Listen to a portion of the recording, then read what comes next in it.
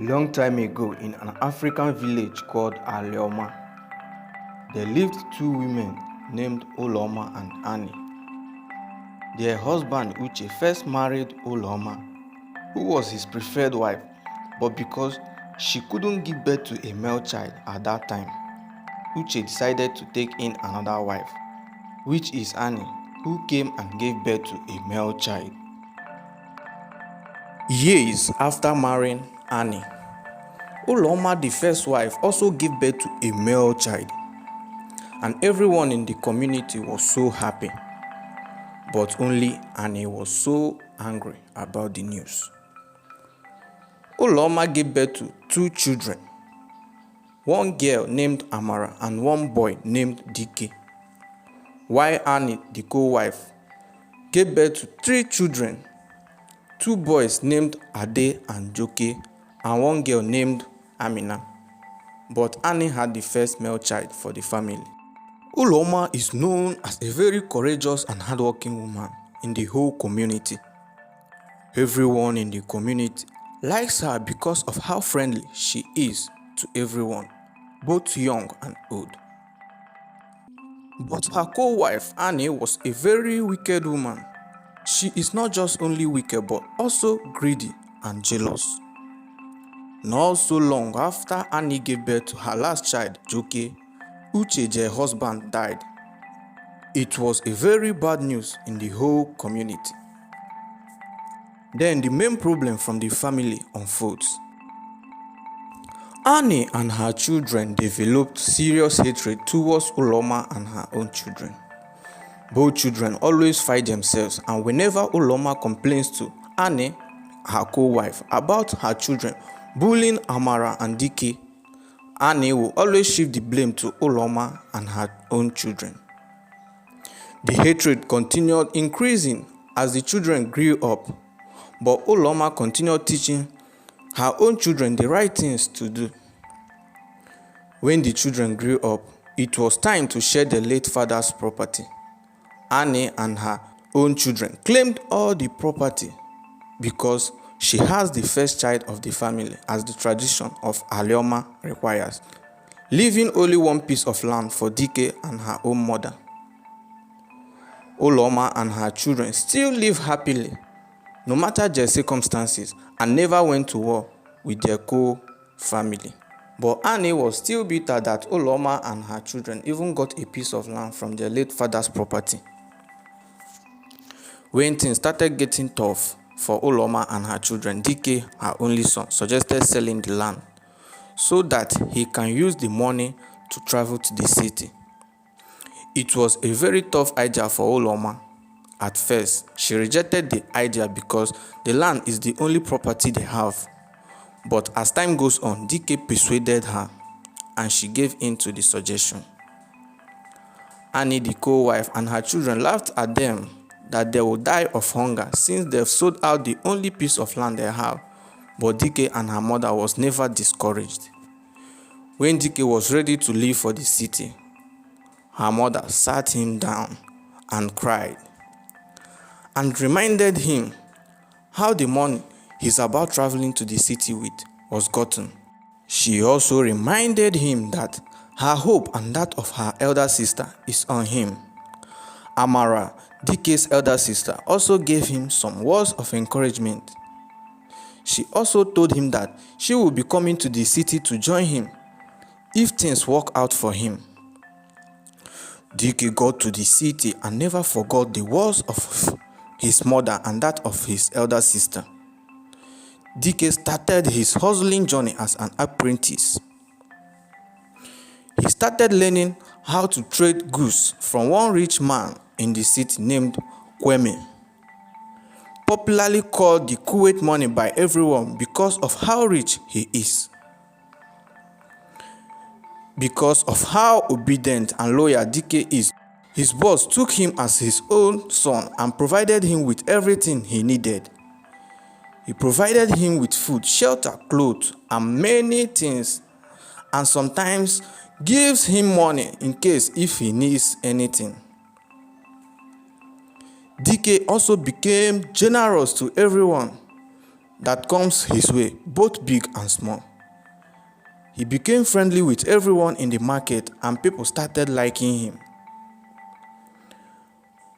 While Annie and her sons, Ade and Joke, were busy in the village selling their lands and lavishing the money, they made sure they sold all the lands and never invested any of the money. Rather, Ade and Joke turned into drunkards and womanizers. The villagers started complaining about their negative and odd deals, but they never changed. Not long after they sold all their property, Ade, the first son, contracted a killing disease which everyone suspected to be HIV and died. Uloma and her daughter was just managing as she turned to a local food seller just to feed herself and her daughter, Amara. Life was so difficult for her, but she still believed that her chi would see her through. She never lost hope on her son, DK. Annie became so jealous how things is moving well for Uloma and her own children is getting useless every day. Annie was not happy and she decided to make a step for the family of Uloma to suffer more. She went to a native doctor to lock Amara, Uloma's only daughter, from getting married. The native doctor told her to bring the early morning footstep sound of the girl she wants to lock from getting married, which is Amara. She got up early in the morning and took the footstep sound in front of Amara's door without confirming if it was actually Amara's footstep. The native doctor did some charm and she came back happily that her mission is already completed. Amina, the only daughter of Annie, was also happy when her mother told her about her journey. She was so happy that she would marry before Amara, her stepsister. Annie's children's case started getting worse every day. Her only surviving son, Joke, is a well-known womanizer, and Amina, the female child, was also getting worse every day in gossiping. Every of the villagers hates Annie's children because of their bad behavior. The community elders has severally summoned Joke for forcefully sleeping with both single and married women in the community, but Uloma will always beg on their behalf and the community will pardon him. They tried banishing him from the village, but Uloma would always come through for them and the community heads will change their minds and pardon Joke. Not up to 5 years, DK served Kwame the Kuwait money. Kwame decided to settle him for his hard work and obedience. Kwame settled him very, very well. Kwame also got him a space where DK started his own business. DK continued hustling and growing his own business, and within a year, he established himself. He got his house for himself and decided to bring his family to the city. DK reached out to his mother and her sister in the village, and without wasting time, Uloma and Amara, her daughter, joined DK in the city. Amara didn't hesitate and immediately joined his brother in his business. The business started growing rapidly. It was a thing of joy for Uloma. She never dreamed of that kind of life she's experiencing. When DK made it very, very well in the city, DK decided to build a house in the village, but nobody knew his mind. He contracted his stepbrother Joke for the job, and out of jealousy, Joke and her mother conspired to make DK go through pain. Firstly, DK sent Joke money to acquire land for the building, but instead, Joke and Annie, his mother, went and bought a case land. The land they bought for the house project is a case land between Mazi Ochendo and the local government. Mazi Ochendo quickly sold the land after being compensated by the government to hand over the land to them. He sold it to Joke to make extra gain, but Joke bought it out of jealousy to make his stepbrother lose the land to government in years to come. DK sent the plan of the house he wants to build and the complete money for the project, but instead of buying quality materials for the project, Joke and Annie the mother went for the inferior materials for the project. They built the house with less quality materials to the extent that the house cannot even last up to 5 years. They did it to cause pain to DK and his family. They still required extra money for the house, and DK sent it to them just for them to eat DK's money. No one in the community knew that DK had a plan. They never knew that DK also contracted another person to also build a very big mansion for him in the village. When the person was building the mansion, everyone thought that it was a government's property because of how big the house was. The person built the house and the house was very beautiful, but nobody knew that the house belongs to DK. Not so long after Amara joined his brother DK in the city, she got married to a very rich businessman who happens to be DK's partner in business. They lived happily. The mother was so happy that her chi is already blessing her, that the gods of the land have finally remembered her. It was a thing of joy for the family. The once suffering family is now living their dream life. Not so long after Amara got married, DK also got married in the city, but Annie and the villagers wasn't informed about the marriage. Now Annie and her son Joke with Amina was so happy that they built DK's house on Ake's land and also used fake materials for the house, and was also happy that DK is going to lose the house to the government. The next year, DK informed his step family, which is Joke and their mother, that he will be coming back with his family to the village. The whole villagers was already prepared to welcome DK, his mother and her sister. That very day, DK and his family arrived with a very long convoy of cars to the village. It was a surprise to everyone in the village, but Annie and her children was very much surprised and disappointed as well because they never expected such thing. Amara, DK's sister, and her husband also came home with them. But that very day, something that shocked everyone happened. When the villagers had gathered in front of the new house built by Joke for DK, Joke handed over the keys to the house to DK. DK just smiled and gave back the keys to Joke and her mother.